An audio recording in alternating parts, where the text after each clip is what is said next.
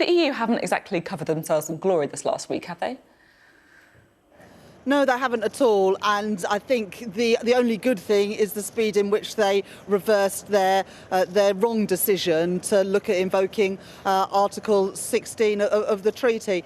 Look, we all want to see the free flow of goods, both between the Republic of Ireland and Northern Ireland, also between Great Britain and Northern Ireland, and that is absolutely essential for the people of Northern Ireland, and any attempt to use Northern Ireland as a political football is absolutely wrong, and so I'm pleased that decision has now been reversed. If you look at the vaccination rates, the UK is really storming ahead of all the other countries in the EU. You, of course, campaigned to remain, but many people would see this as a vindication, I guess, for why they supported Brexit, that we're more nimble, less bogged down with bureaucracy outside of the EU. Has the last week been a big advertisement for leaving? I think that we all in our country feel immense pride of our scientists, our universities, our companies producing the vaccines, and also our NHS, which has done a fantastic job in distributing the vaccine over the last 2 weeks, 2.2 million people in the last week. And I believe that our NHS, inside or outside the European Union, is our greatest asset as a country. And we're seeing that with the distribution of the vaccine now. Do you accept then that Labour was wrong to call for the UK to join the EU's vaccine programme last summer? Look, I mean, the UK has done a fantastic job in procuring vaccines, and I give credit to the government in doing that. The use of the NHS, rather than outsourcing it to Serco and other private companies, has clearly been the right approach, as has procuring the vaccine in advance from so many different companies. But in the end, we're only going to succeed in defeating this virus if all countries have access to the vaccines, because otherwise it will just mutate and come back here in a different form. So, look, vaccine nationalism, whether it's from the EU or anyone else, I think is totally counterproductive, because in the end we've got to ensure that people, especially vulnerable people around the world, get the vaccine so that we can protect ourselves at home as well as protecting people around the globe. So you think that at some point we should look to give some of our vaccine supply elsewhere. At what point do you think we should do that, and who do you think we should prioritise?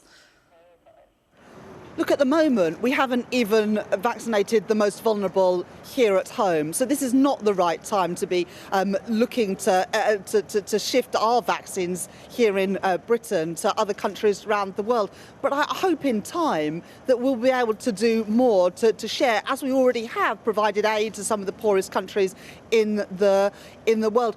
But I think most crucially, we need to boost production of the different vaccines around the world. And we're playing our part with the production of the vaccine in the UK, and that is fantastic. But we need to help other parts of the world, whether in Europe or around the globe, also produce the vaccine to get it to their people. And that's a part that the UK can play in ensuring that the world has access to this vaccine. It's in our national interest here at home, as well as being the right thing to do.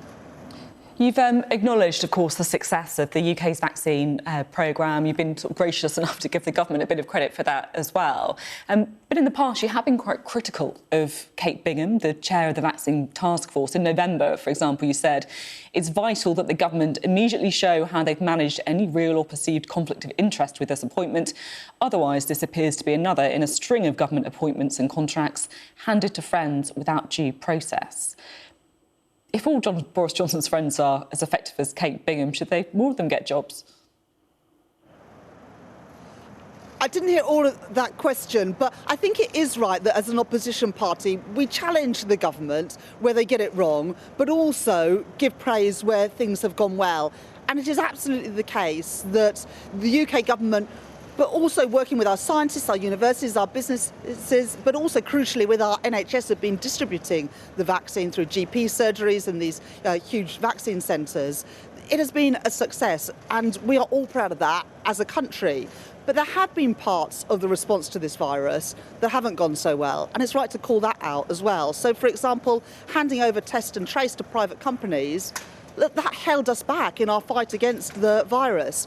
The success of the distribution of the vaccine shows that actually when you work with our local communities and with our NHS, you're going to be a lot more successful than when you privatise and outsource to different companies like Serco and Cittal and the rest. And so I think that the vaccine has shown that actually when you work with the fabric of our communities and our public services, you can get on top of this virus. And it's a shame the government didn't do that with things like test and trace earlier on in the process. And I would say to the government, it's not too late to change the course on test and trace, because I believe it would work a lot better if we work more closely with the NHS and with our local communities and councils in a test and trace model, rather than through these big outsourcing companies. I'm keen to talk a little bit about vaccine priority. And we heard from Tony Blair just before you, who was saying that there's a case that teachers should be moved up the list. I know it's something that Labour has called for as well. At the same time, though, the reason that the Joint Committee of Vaccine and Immunisation has recommended people are prioritised in the order they are is because the next group to be vaccinated, those between 50 and 70, represent 11% of deaths. I mean, that's why they've been prioritised. So if you move teachers and, as you say, lots of key workers in critical professions swell up the list, you could be costing lives. There's two things here. First of all, it's about the capacity to get this vaccine to people. And then second, it's about who comes in at what stage. The success in the rollout of the vaccine is fantastic, and 2.2 million people were vaccinated last week. That's an increase of 600,000 on the week before. So we know that we are ramping up the distribution and the production of this vaccine. And so what we can do now is to bring more people in. And in a couple of weeks' time, the most vulnerable people would have been vaccinated, and that is fantastic. So now let's use this opportunity in the next couple of weeks to think about the next stage of the rollout of this vaccine. And we know that some people, because of the work that they do, are more exposed to the virus. If you are lucky enough to be able to work from home, you've got a car when you do need to get out, then you are less at risk to being exposed to the vaccine than if, say, for example, you're a bus driver or a taxi driver, or you work in a supermarket, or you work on the front line in the police. If you work in those jobs, you are more exposed to the virus. And so what Labour are saying is, can the JCVI, the Joint Committee on Vaccines and Immunisations, look at how we can ensure that those people who are most exposed to the virus get access to it at a bit of an earlier stage? I think that is the right thing to do. There's another thing as well, and that's around our schools. Older people, of course, are more likely to get this virus and to get it seriously. But young people are also paying a huge price for the coronavirus pandemic. For the best part of a year, our kids are going to be out of school. And that is really tough. I mean, it's tough for the kids, tough for their mental health, tough for their educational attainment. It's tough for parents. I've got a 5- and 7-year-old, so I know all about this, to be able to hold down a job and also teach your kids at home. We want our kids back to school, and that's what the government say as well. I absolutely accept the impacts of school closures. We'll be talking to a head teacher on the programme later about this, and it's something that, you know, we do feel very strongly about too.